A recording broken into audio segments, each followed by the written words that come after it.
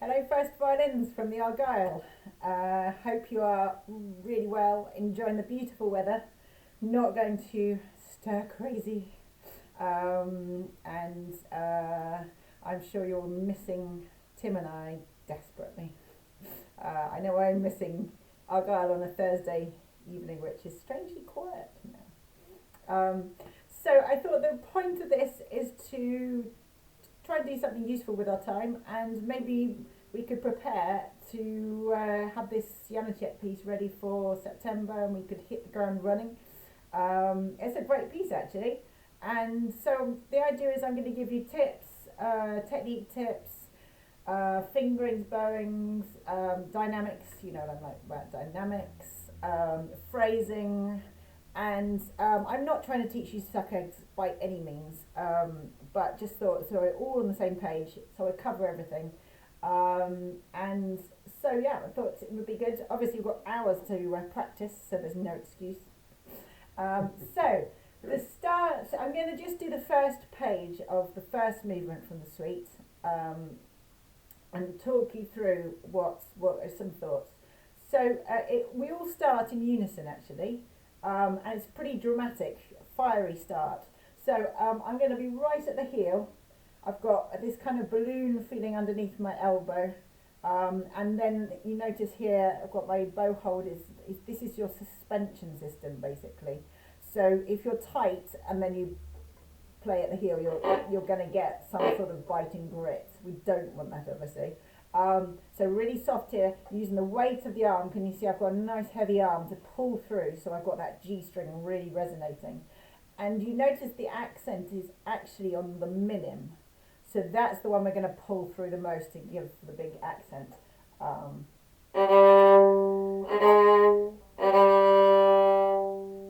And you notice I cut the minim, you know. I'm usually the one to say cut things short so you can get a nice retake. We don't want the minim to last for ages. And you might have noticed that I was using sympathetic vibrato, so I'm vibrating on the third finger G on the D string, so that it just adds, if you notice, it adds a little sound as though I'm vibrating on an open string.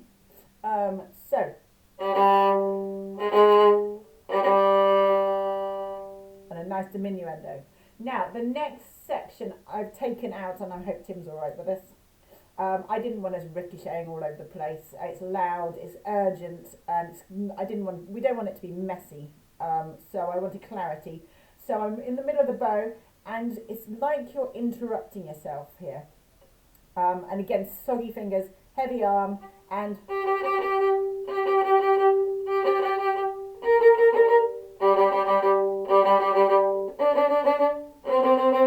you might notice there's a little bit of vibrato to soften the sound, which is getting a little bit tight at sometimes. Keep that soggy, and head to the middle of each of the triplets. So da da ta da dum, da da ta da dum, and that gives it urgency. And then in bar 7, you can come down. So you're loud at first, and then come down for bar 7, because actually this is where the seconds come barreling in with a great big tune, and we don't want to obliterate them with our repeated sort of phrase that we've already established. So I think just allow them through a little bit. And then at bar 11, we've got this, I would get very soft, because if you notice, you're going from crescendo, you've crescendoed up, and then you diminuendo to pianissimo. So I would not even worry too much about this little rhythm at the end. So you've got, and I just literally ended with a little bit of vibrato, and it was really quiet. Okay, then I'm going to start right at the tip, yeah, don't crescendo too much, because we're only crescendoing to P. So.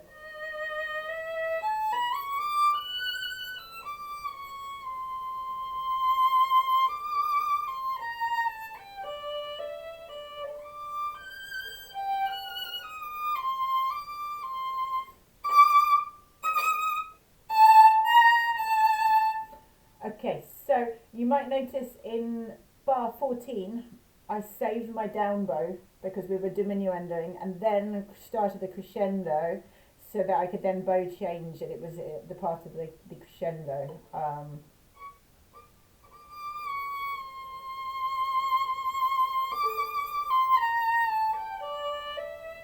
then again, back to saving your bow. I changed my bow in the wrong place, sorry. For any eagle-eyed spotters. Then the shift up there in bar 14, 15, 16, 17, you're on a D, so you know where the octave D is. So I very quickly, I don't know if you saw that, just scamper. So I've actually found that D already with my fourth finger, and then just get there. So you can get that nice and easy.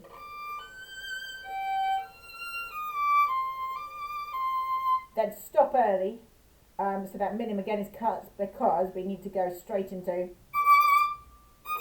Now here, don't use the weight that we had on the G string, because obviously you know what I say about the E string, it's cheese wire. So pull through fast, lots of vibrato, but no weight, otherwise you'll get I don't know if you heard on my previous one, it was a little bit harsh because I used a little bit of weight, which is naughty, and I get told off for that. So yeah, short again, fast and vibrato, and off and round, and then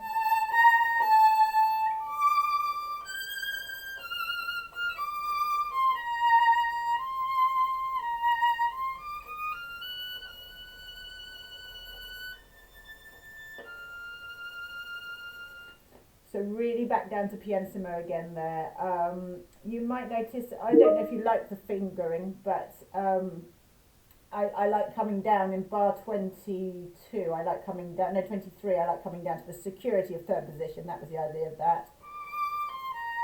And then just be careful when you go back up. I've given you a fingering, but I stop the slur. This is in bar 24.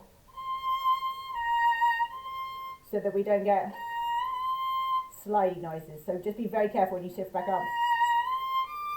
Not like that. And then the fingering I've given you is to try and help the tuning. Because we're here, we're on F sharp, up to A, and then the F natural is right behind the F sharp, of course. So your second finger is on F sharp, and then your F natural will be right behind. So keep hold of that F sharp. When you blow the fourth finger, I've still got my second finger down, so I can find that F natural behind. And then it's a G sharp. So after that, from F natural, we're in bar 28. Bar 28, you're going from F natural. Now you just played A with your fourth finger. So then G sharp is obviously just behind. This is nasty to pitch. And then a tiny move from F natural, which is my first finger, just slide it down, one semitone down to get E natural. And then you've got G natural. And then I'm going to just change so that I can get the C by putting my third finger on the same note. And then it's just a little extension up. So you're actually going up a tone and then finding G. Does that make sense? And then you've got to just save your bow. Really gentle change. And I would just stop the bow almost. Very softly drop your hand back to third position and get the E. And you're dying away to nothing at that point. So I hope that fingering helps, and the shifts. That bar 26 is hard to pitch, and the whole orchestra is playing quite long, mysterious chords, and the harmony is changing quite mysteriously at this point. So the tuning is vital there. So really, that's why I was very careful with the fingering, and it's just pitching that, especially the F natural to G sharp. And this is where the underparts, if you're playing the underpart, you can be a bit louder and really accurate with your tuning there, please. Oh, E flat.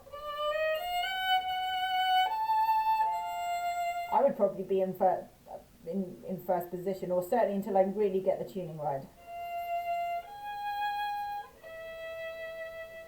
Have an experiment, but under parts you can definitely support the upper parts, and then the top parts can just float over the top. So I think from bar 12 onwards, it's all about bow control, how much bow to use, when to move, and when to save. and floating, and lots of vibrato, please, everywhere. Vibrato, vibrato, because it's a beautiful tune. So I hope that's been helpful on just the first page. I probably won't go into quite so much detail with the other pages, because once we've established what we're trying to say in the piece, I think the audience sort of takes it as read, and also we're then playing in the right style for the rest of the piece. So I hope that's been helpful for the first page. Do get in touch if you have any questions, queries, or if you need anything else to be done better, or if something's not clear. And much love to you all.